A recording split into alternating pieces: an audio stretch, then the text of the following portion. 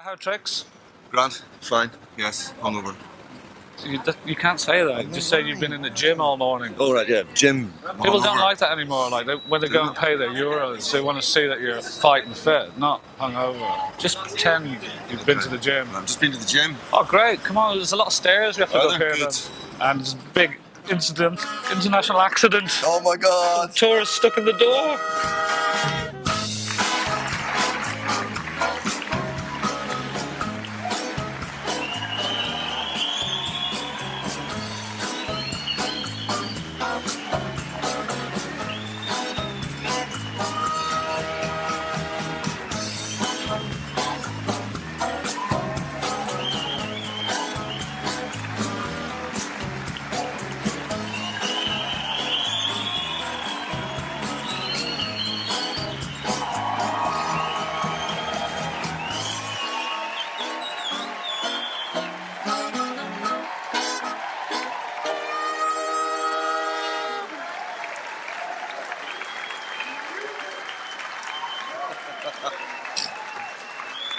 Hello, good evening. It's lovely to be here in Dublin. Hello, how are you?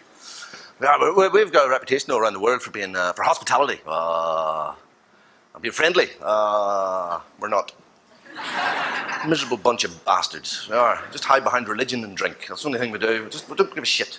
We're just polite. That's the difference. See, people mistake these two things. We're not. We're just polite. We're too polite to tell people to fuck off. We'll just stand listening to tourists all day going, you know yourself. Like, English people have a reputation for being polite.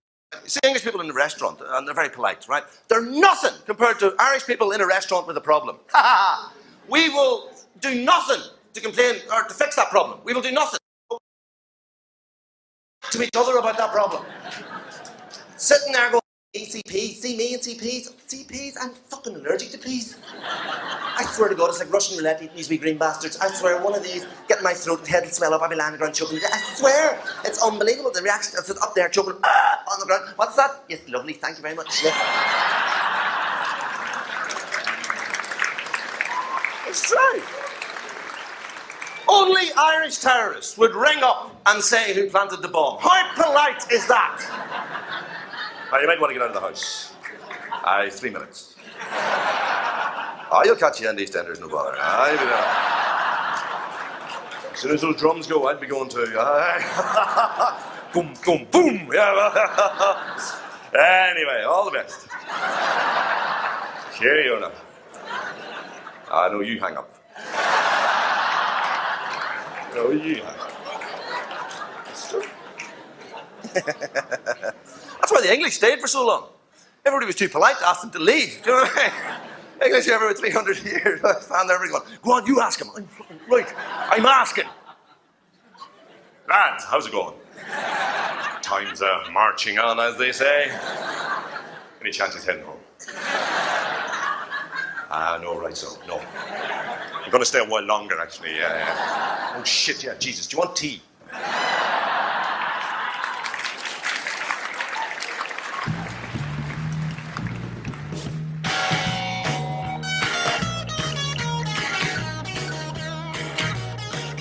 Very welcome. Welcome to the Guinness Storehouse, guys. Very nice to meet you. You're going to show us around a bit. I'm going to show you around, hopefully work up a thirst.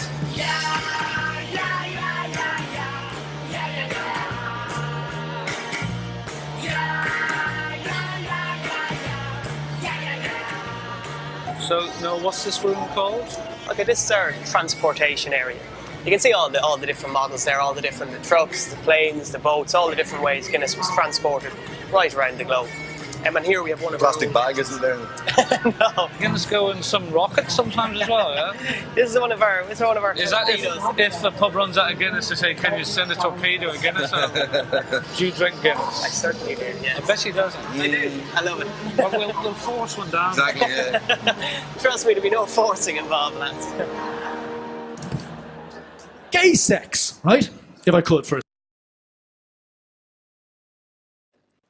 I'm one of those lady-liking heterosexual type of individuals, but I have to say, I am fascinated by gay sex. I really am. And I just talk about it, and it's not actually the sex part I want to talk about. It's the psychology of gay sex that I find fascinating. If you think about it for a minute, because what I'm thinking with gay sex, right? You have two gentlemen together, obviously, or two ladies together, right? If you take, for example, two men, right? Two blokes, right? They're together. They're together sexually. They're having sex, doing their thing, having a great time, whatever they get up to, right? But I'm thinking, are they still like blokes? Are they still like mates? Having a bit of a laugh. Having a bit of, you know. You know, would one of them maybe reach down and pull out a pube for the guy going,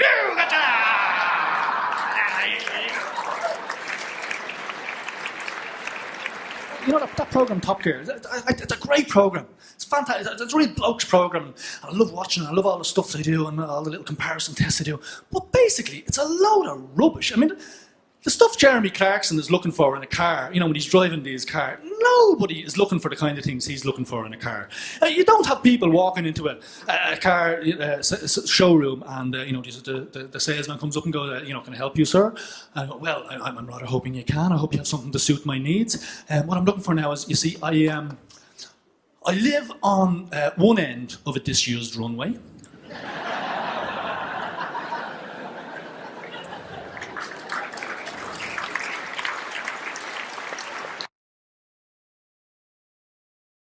Of the disused runway, and I normally leave my house about 7 seconds before I have to be in work.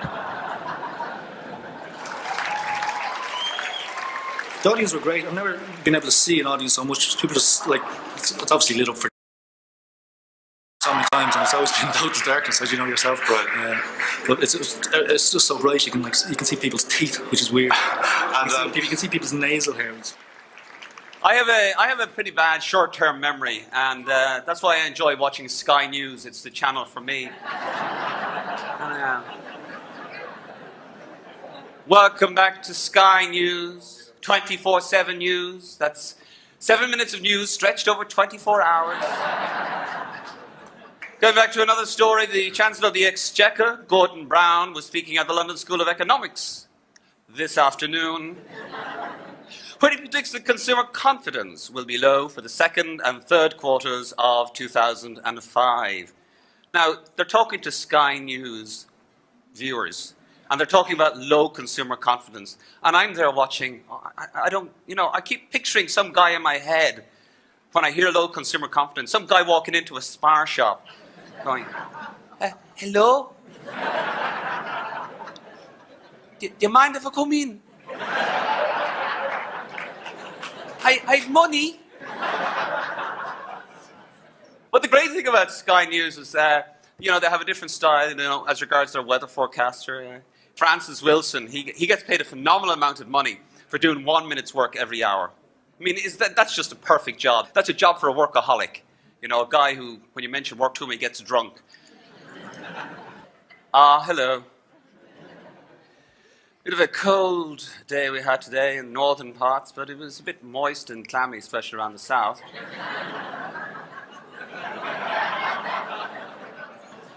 Irish weather forecast is different, TV3, No, it's true. It's the whole thing of like, why get a meteorologist when you can get a DJ from 98 FM? Oh! Hey! My suit controls me!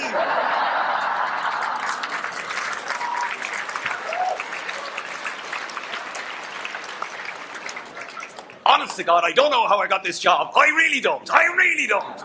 Take a look at Mayo there now. We can see there's rain falling. There's a picture of rain there in the background, just in case you don't know what rain looks like.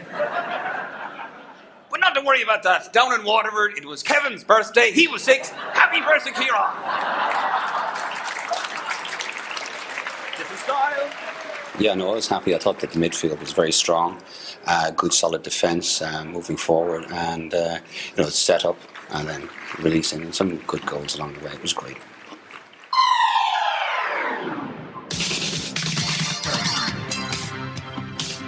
Stout really has its origins over in England. But we perfected it here. That's the difference. Back in the 1700s in England, where one of the brewers over there burned down his shed of malted barley, and what he had was, well, what we call now roasted barley, and he couldn't afford to throw it out, so he added it to his drink, and that was how they discovered how to make this dark beer.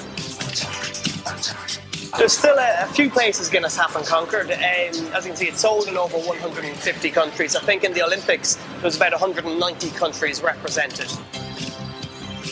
We own 6 breweries. So here in Dublin, every single day, we make about 4 million pints of Guinness. Now, Guinness isn't black, it's actually a very dark red. Yeah, but that's with the sun shining in on it. But that's the real colour. So you're telling me Guinness is red? Very dark ruby red. How did he get a job here? Genuine guy. Colorblind. I'm just here to educate, you know? I'm just sharing my knowledge. So next time I have a pot, I'm going to go, sorry mate, that's not the right colour. Give me a red one. I've been to the brewery. I was happy with it, yeah. I was happy with it. I'll never go back to Cork again because I made a crack about Sonia Sullivan. Stay special, all right? But don't get too far up yourself. You're not that good looking.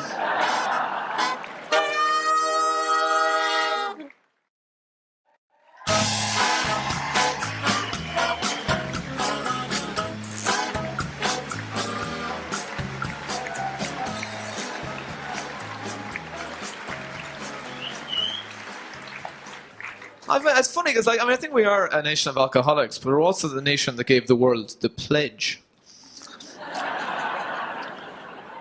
What kind of a country makes liars out of 12-year-olds?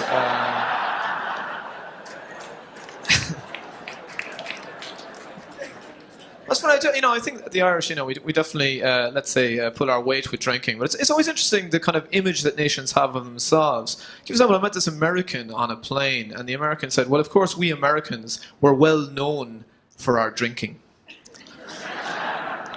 And I said, are you now? And he said, the Yanks were a party people. We like to go out and crack a cold one. Now, the first time I heard that phrase, I thought it was a reference to necrophilia.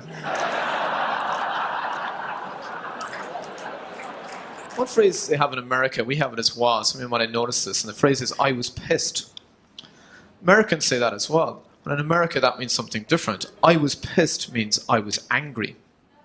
Different meaning entirely. I was wondering whether the Incredible Hulk was actually an Irish idea. It's about this guy who gets so pissed he turns green. The next thing, the shirt comes off. He's running around the car park, roaring his head off. Throwing shapes. And then the next day, he's David Banner. He doesn't remember a thing.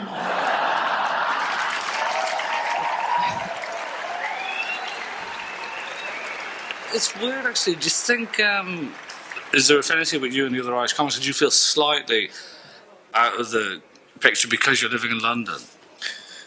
Well, I mean, I was here long enough, No, but you know what I mean? I think, is there a little bit, because most people stay now, and you're one of the few who actually went over to London. When I left, everything took off, and suddenly there was all these big gigs in Vicar Street, so maybe that it caused a connection. He's gone! Let's open some comedy clubs! I was reading in the papers about the Americans, and they're saying, how are we going to apologise to the Native Americans for the genocide? That was the Irish go, look lads, we were hammered. I'm not going to lie to you, if it's any consolation, we're dying this morning.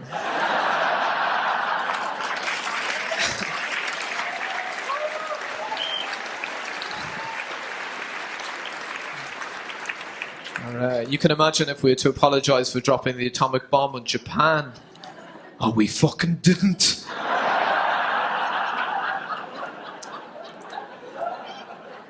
Sorry about that, lads. Was there much damage done?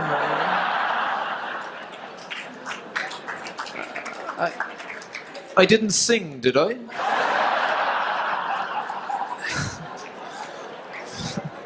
Just tell you a bit about my love life, which will be brief. I've been chasing after women for so long, I feel like Sonia O'Sullivan, but...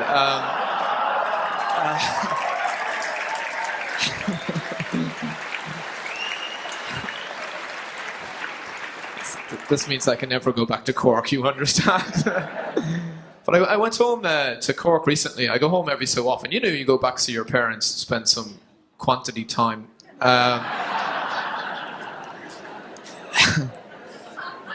This friend of mine rang me up and he said, we're having a party, do you want to come over? It's really tired, it's really knackered. I said, oh no, look, I'm grand. I'll see you next week. He said, come on, it'd be a laugh. He said, you never know. You might meet the girl of your dreams.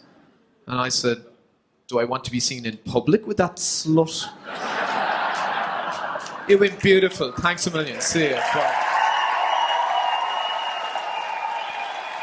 I noticed not many comics, but you brought it up twice. Genocide. And I saw a woman of Japanese extraction in the middle of the thing, and I just was going, well, there's no going back, like. And then she was laughing, and I went, oh, well, either she's Korean and she's laughing for the wrong reason, or she just sees that it's a joke, like. Well, I'll give you a big boost here in that sense of the Three Nights. My favourite line was that with the Japanese thing. Oh, was, good, okay. No, but actually, what I liked was the one that most comics wouldn't think of was, did we sing? Which I liked. But so what's next for you then? Well, I've written this one-man show that I'm hoping to... whatever.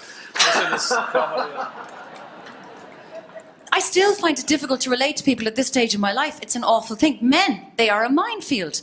I find myself watching all those relationship shows with that sex expert Tracy Cox. Like that's her real name. Tracy is that Australian woman who gives tips like, now I want you both to go home, get drunk, and play Twister. She is an awful woman. It is all bullshit, but still, I watch it. I am so desperate for tips. She gives tips that are no good for the Irish market. She says things like, now, if you want to broaden your social circle, you've got to try something new. Why not try and meet someone at an ice rink or an art gallery? Now, the day that an Irish person meets a potential partner at an art gallery is the day that there's a whiskey exhibition. Because we do not like to make ourselves emotionally vulnerable enough to say something revealing like, I like you. Unless we are drunk and it is dark. Which I think is a terrible shame because we are a sexy people. Look around the room. Look at each other. We're Celts, for God's sake. We're Celts. This is the constant state of the face of the Celt. Look. Teeth bared, ready to rip the clothes off other Celts as soon as look at them. We are a sexy people, ladies and gentlemen. So why don't we have the sexy reputations of our Latin counterparts? I'll tell you why. Because the bodies let us down, don't they? When an Irish person takes their clothes off, it's less like tantalisingly revealing the beautiful gift of your naked body. It's more like unwrapping uncooked chicken.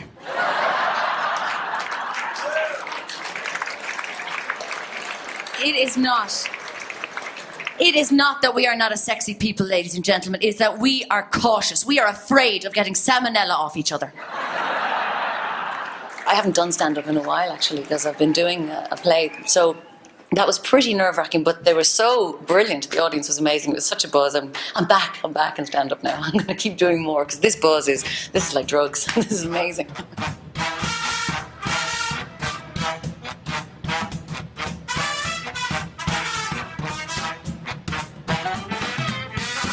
The whole brewery covers now 65 acres. And when Arthur Guinness started off, it was just 4 acres. I think you need to probably get someone to design the buses a little bit better. What you need to do is get prisoners, who are very good at the hands. To get them prisoners. There's an awful lot of capris. Well, it's 1987. Wow. So where are we? We're actually in the building just towards the back there, that square building. What the hell's this thing here? That's known as a... That's where the monks live, is it? It's known as St. Patrick's Tower. It used to be a windmill. Locally, I'm guessing that would not be called St. Patrick's No.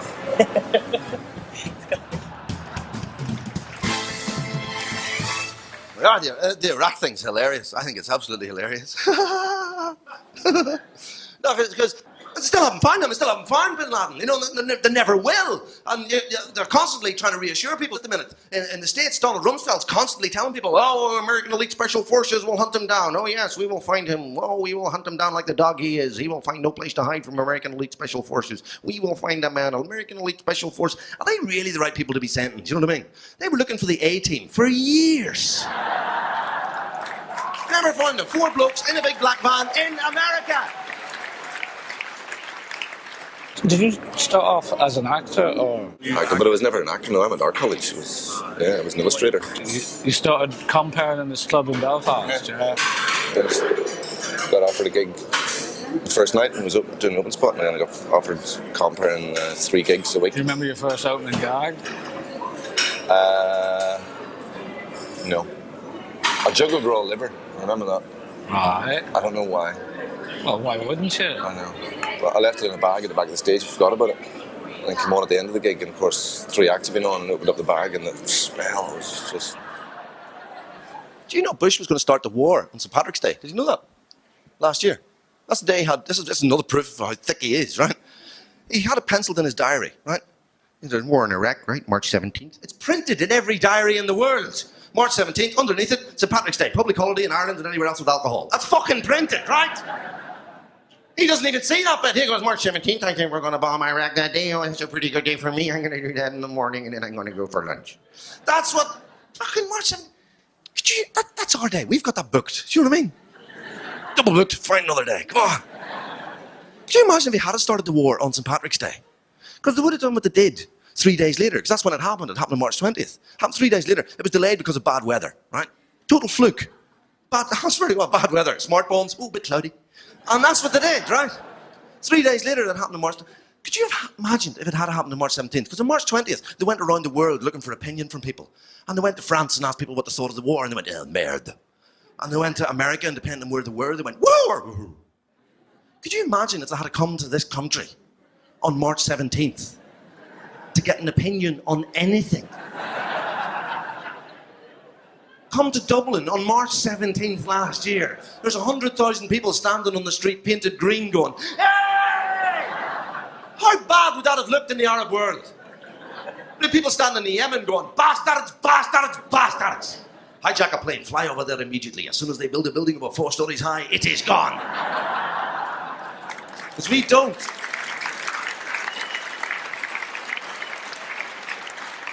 In this country, we do not like high-rise. We do not fucking like high-rise buildings. You can count the number of high-rise buildings in Dublin in one hand. We don't like it. We're a bit suspicious about it. We'll build them for the English, but we won't fucking have them here. See that Gherkin building in London? Big Gherkin building, the new one? That would never be built in Dublin. That would never. That would be on its side, sausage roll. That's what that would be. I'll tell you. We're still, seriously, don't go up and not, you'll fall off. It's fucking, I swear to God.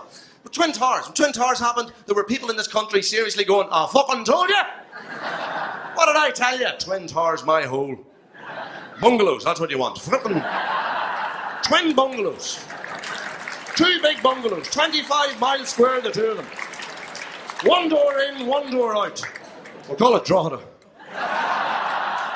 I'd love to see that I could fly a plane into that.